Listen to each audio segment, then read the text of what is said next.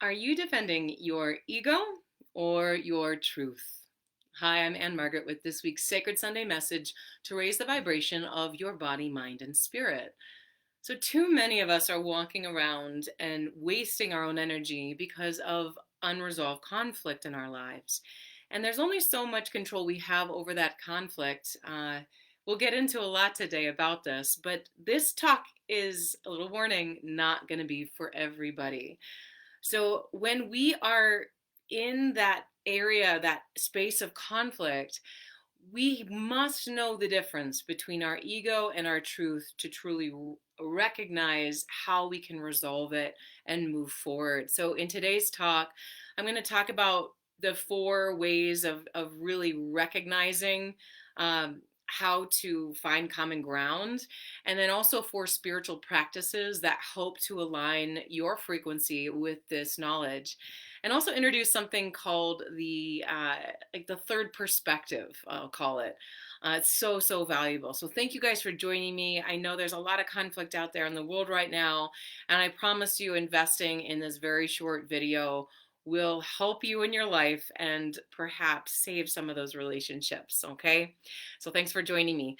All right, so what is the difference between truth and ego? If we don't know the difference, man, are we in trouble, okay? So let's look at truth first. So truth, unless you recognize that all of us only have really a fraction of the truth, because we all have unique experiences. We all have different ways of looking at circumstances. And if you put 10 people in a room and show them 10 different things, each one of them will describe it differently. So facts are one thing, our interpretations are very much another.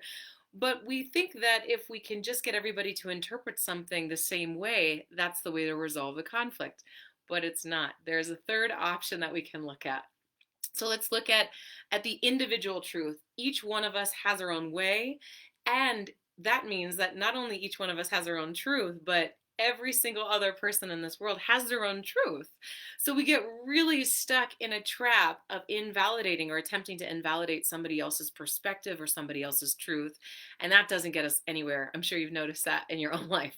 So looking at collective truth, the collective truth is really being able to fully embody someone else's perspective as much as we can, as much as we can.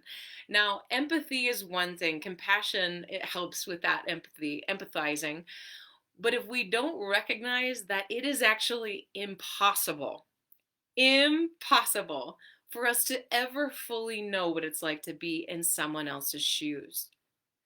Let that sink in. Hear it again. We can never understand what it's like to be in someone else's shoes. This is a trap we get into very quickly because we can say, oh, I know what they're thinking. I know what this. No, you don't. Until we are willing to be wrong, until we are willing to say, I don't know that other person's truth. I really don't know that other person's truth. No matter how much I know them, no matter how long for which I've known them, I still don't know their truth. Okay, so we must be willing to learn. All right, so let's look at ego. So that's truth. Ego, so truth is subjective. Truth is our individual truth. And then there is other truth I'll talk about in a second. So let's look at the ego. Projecting our truth onto another, wanting them to forfeit their truth and bow down to yours. Better than, less than, polarity. It's this world of duality where we when we get trapped in the ego is when we think that our way is the right way, or we're right and someone else is wrong. So if you don't know if you're an ego, that's a great way to awaken yourself. Am I making the other person wrong? Am I trying to prove that I'm right? Anytime we're in that world of duality, that world of polarity, we will never or truly resolve the conflict. Let's go deeper. I know we're having fun.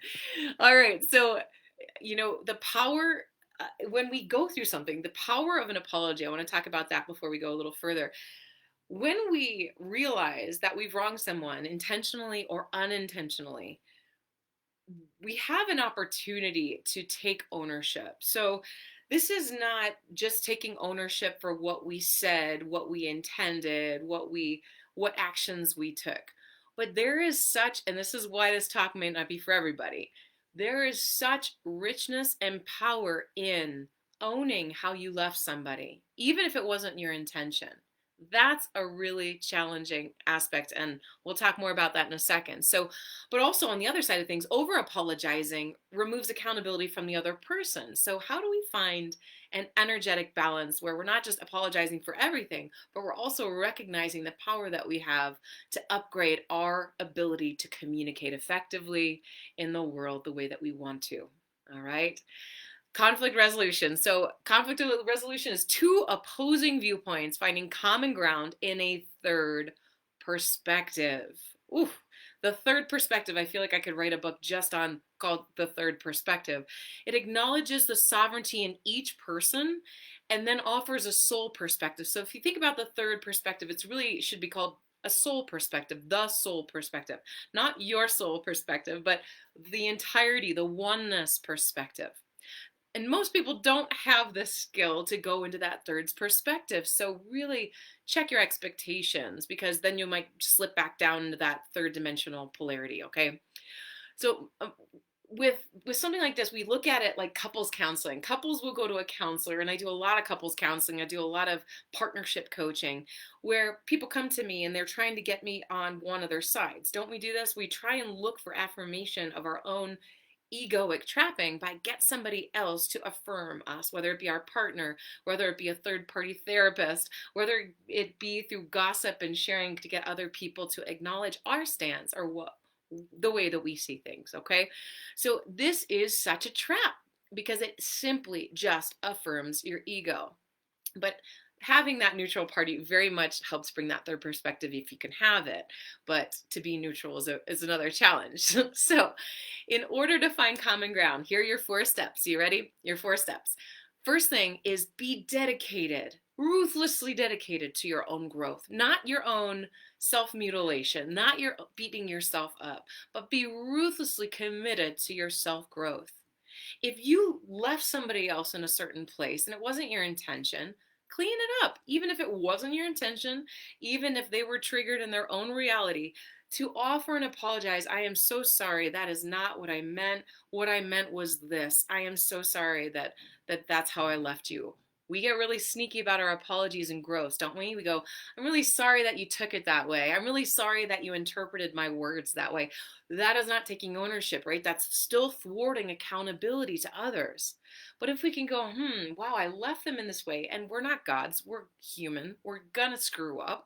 But if we can use it and be dedicated, ruthlessly dedicated to our own self growth, we can go, wow, I can see how saying that might have landed this way. And that's a wonderful skill. If you've got it and you're doing it, awesome. Keep doing it, okay? But the apology is so critical. It's acknowledging that something happened that was violent in some way, that was hurtful. And whether or not it was your intention, it doesn't matter. It matters to say, I'm sorry, I wasn't intending that. Let them know where you're coming from. That is such a crucial step to resolving conflict, and very much helps the person who feels wrong that you get it. You're not just going to point another finger at them and say, well, you just misinterpreted. Sorry. That's not going to help. Okay. It's not help. Get that really quickly so that you don't fall into that trap. It's not going to work towards your relationships and the resolving of conflict. Second thing, forfeit the ego's desire for self-righteousness and dominance. So we have to recognize when that ego comes up. We have to recognize when we're trying to be right and make the other person wrong. We have to look at how the ego is saying, I'm better than you, you're less than me, your perspective is not the truth, that my perspective is the truth. All right. So number 1, ruthlessly dedicated to your own self-growth. Number 2, forfeit that ego's desire to dominate and get self-affirmation or righteousness. 3, be willing to recognize that you don't see the whole picture. That's how we started, right? Truth, your sovereign truth, and everyone has their own truth. It's not a capital T truth that we live in. We live in a small t truth, our experience ourselves, all right? We don't see the whole picture.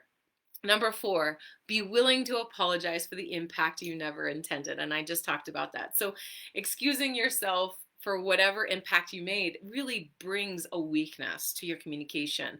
If you can be ruthlessly dedicated to your own self growth, you can say, wow, okay, I understand how that might have landed in a not so great way. All right. It strengthens your ability to communicate more authentically, more accurately the way you want to in the world. Let's move on. So let's look at the spiritual practices to flex those necessary muscles for us to get stronger in conflict resolution, to recognize, am I in truth or am I ego? Am I defending my truth and saying, it's okay. I see it this way and it's okay to defend that. But the second we start defending it like it's the truth, for everybody, then we slipped into ego. All right, here are your spiritual practices. You ready? Number one, acknowledging your separateness.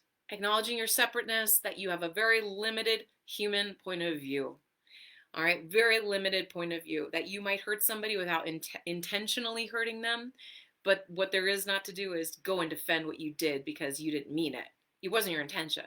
All right, get the harness of that power of recognizing that it is more powerful to recognize how you unintentionally or may have subconsciously hurt somebody and didn't intend it. Number two, so acknowledging your separateness, remembering we all have a sovereign piece of that ultimate truth, that ultimate third perspective. All right.